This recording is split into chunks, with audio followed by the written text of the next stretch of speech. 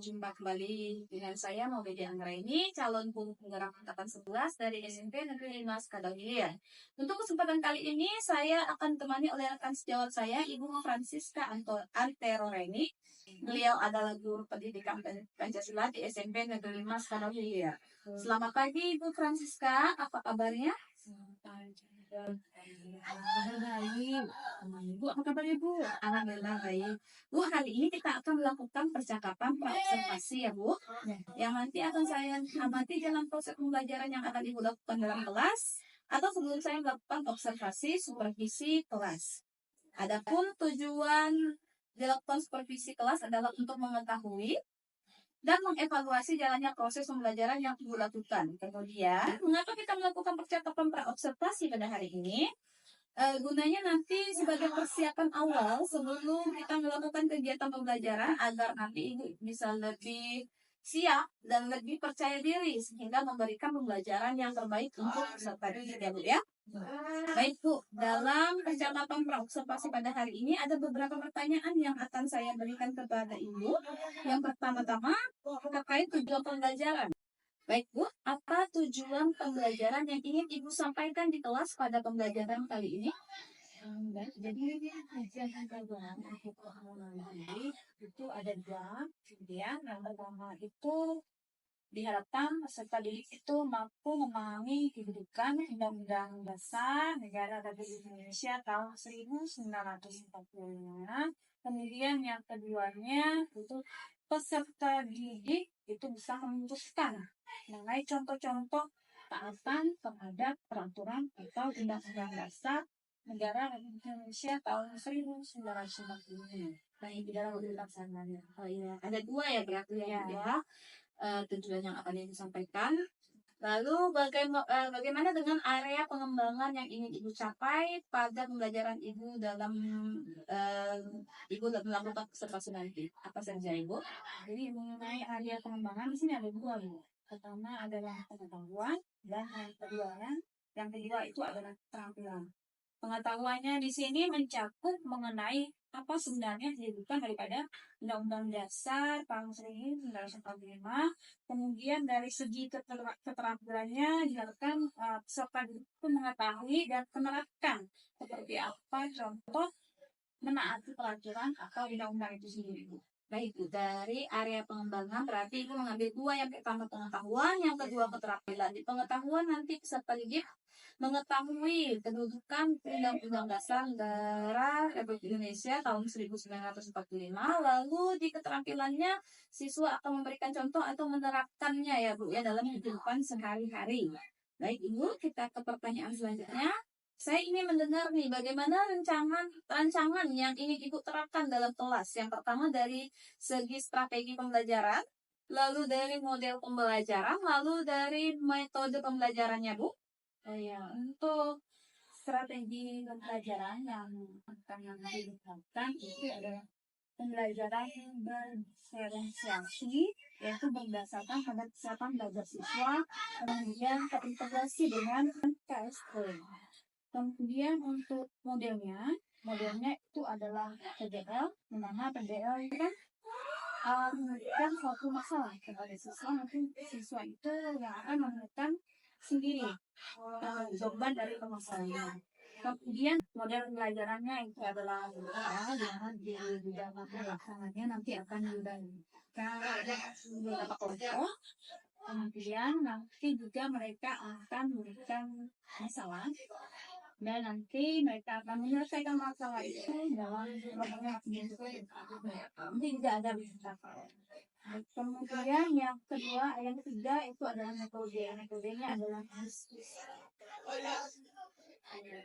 Baik, jadi strategi pembelajaran yang akan Ibu terapkan pada pembelajaran ini adalah yang pertama berdiferensiasi, di mana Ibu mengambil kesiapan belajar siswa ya yang diintegrasikan dengan KSE. Lalu model pembelajarannya menggunakan problem based learning, yaitu model pembelajaran di mana siswa diberikan permasalahan dan siswa akan menyelesaikan permasalahan. Lalu yang terakhir menggunakan metode pembelajaran diskusi kelompok ya. Baik.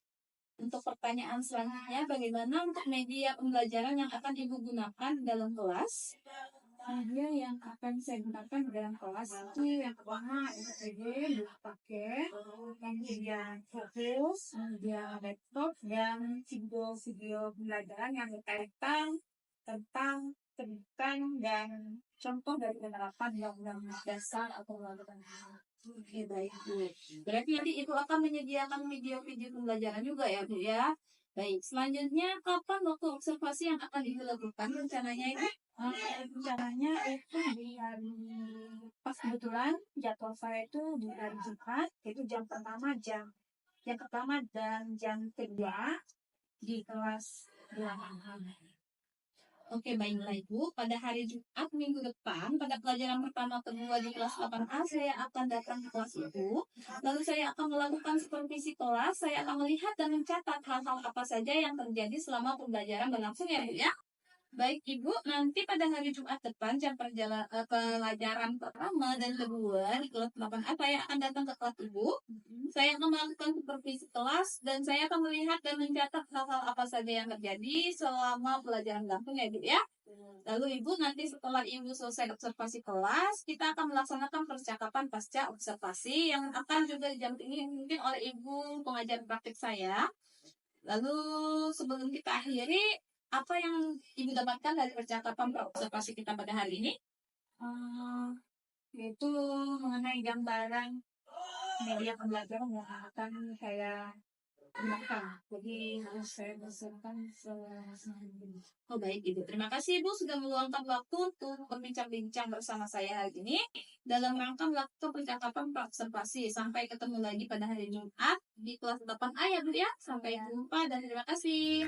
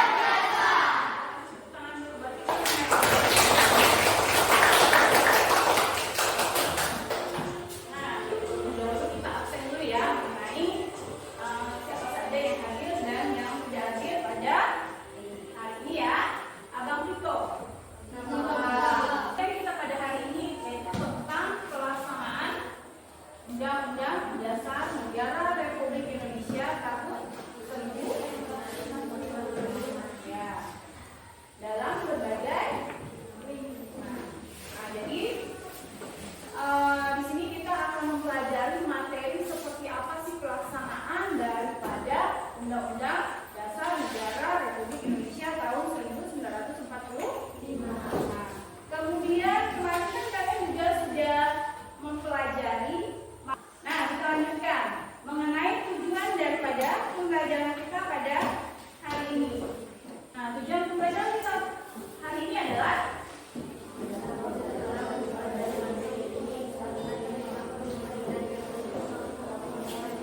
tadi Ibu sudah memberikan selembar kertas. Nah, di situ ada sebuah cerita, ya. Silakan kalian amati terlebih dahulu, kalian baca mengenai cerita itu. Ceritanya tentang pentingnya peserta didik menaati peraturan di sekolah. Ayo silakan kalian. Oke. Nah, kira-kira apa hikmah atau pembelajaran dari cerita itu? Ya, tidak boleh melanggar yang namanya peraturan sekolah. Nah, sebelum kita lanjutkan mengenai yang terlebih dahulu.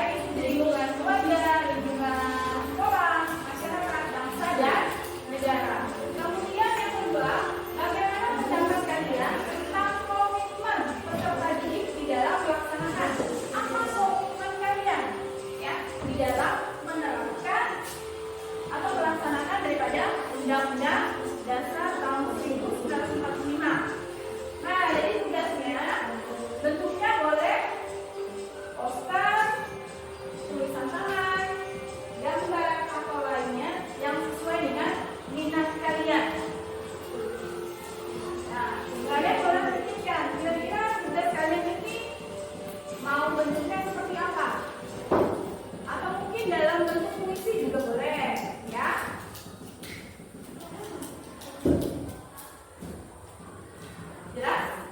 Paham? Paham kan jelasnya? Atau mungkin dalam bentuk iklan barangkali boleh, ya? Puisi boleh, poster boleh, tulisan tangan. Mungkin tulisan tangannya kita harus menjalankan peraturan perundang-undangan di semua lingkungan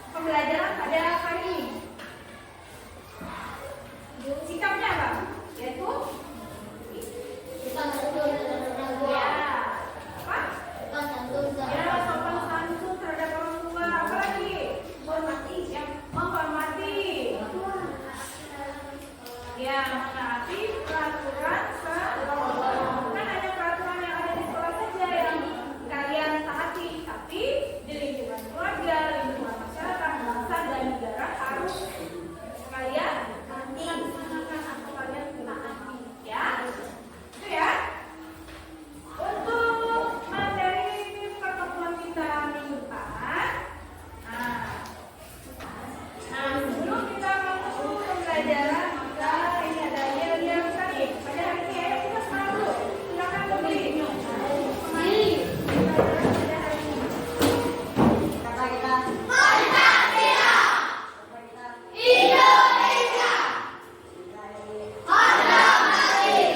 Tangan dua semuanya. Silakan.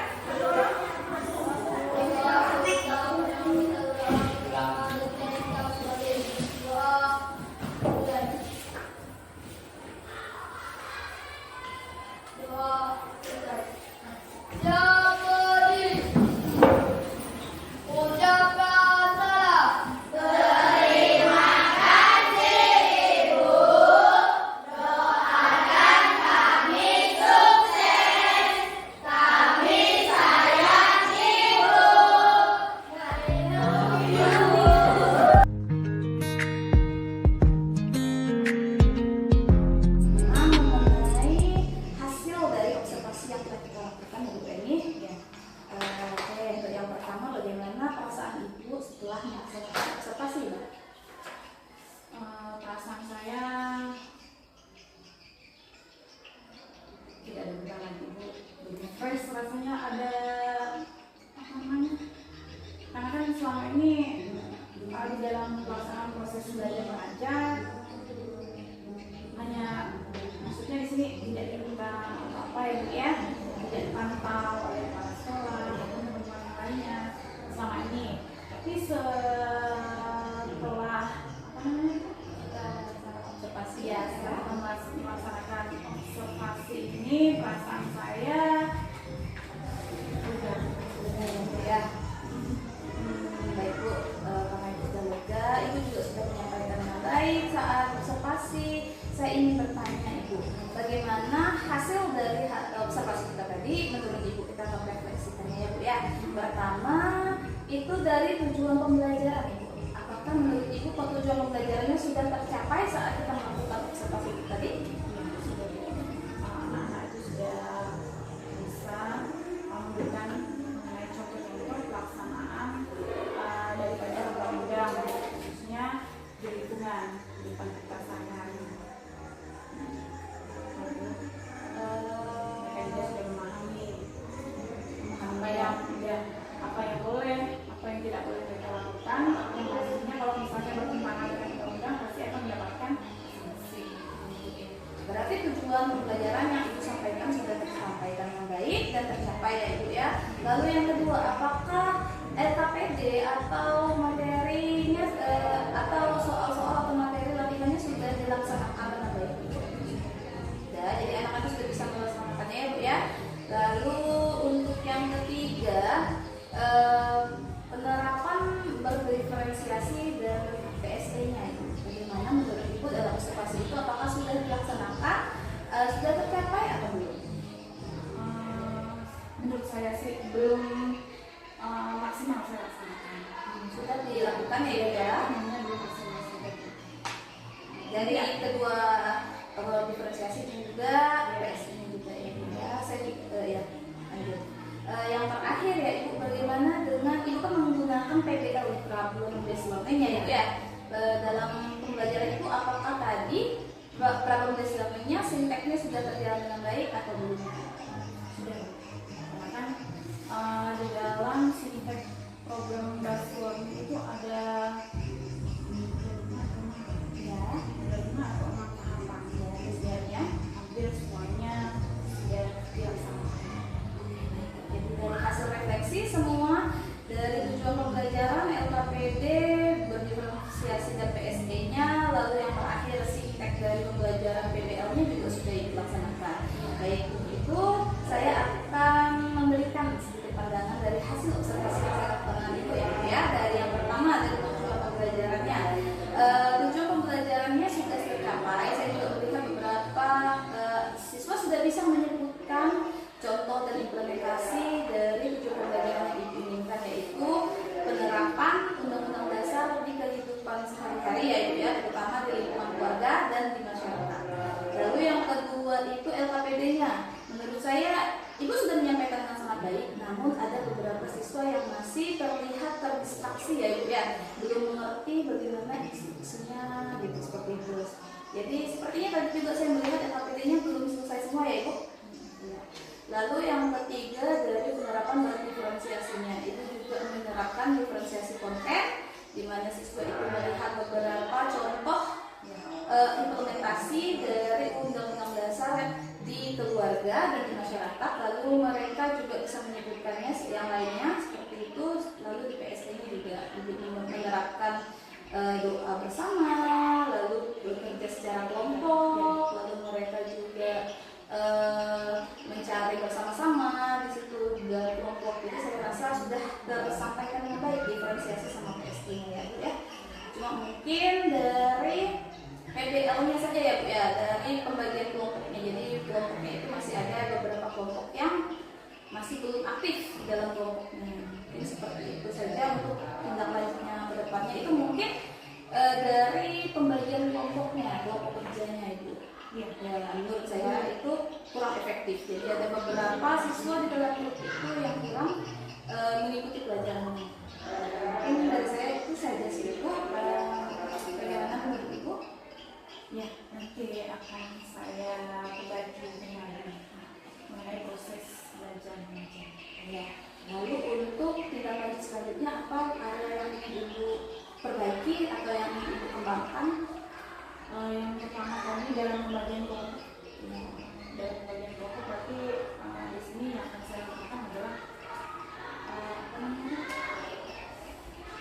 Melakukan asesmen diagnosis ya di awalnya, supaya di dalam pembagian kelompok itu nanti ya dalam melaksanakan tugas anak-anak itu mempunyai tingkat antusias bahwa tugas yang diberikan itu adalah tugas bersama-sama, bukan tugas individu. lebih bekerjasama Ya, kerjasamanya harus dilakukan. Kemudian yang kedua segi waktunya juga kemarin agak tidak cukup ya. Oh iya, berarti time manajemennya ya Ibu ya. Berarti hal yang mau Ibu tingkatkan adalah mungkin satu Ibu akan melakukan observasi ulang ya Bu ya, dan melakukan tes diagnosis kognitif ataupun non kognitif terhadap anak. Yang kedua adalah lebih menjaga time manajemennya lagi ya. Mungkin itu saja sih Bu dari saya. Terima kasih atas waktunya Bu ya. Sampai jumpa lagi.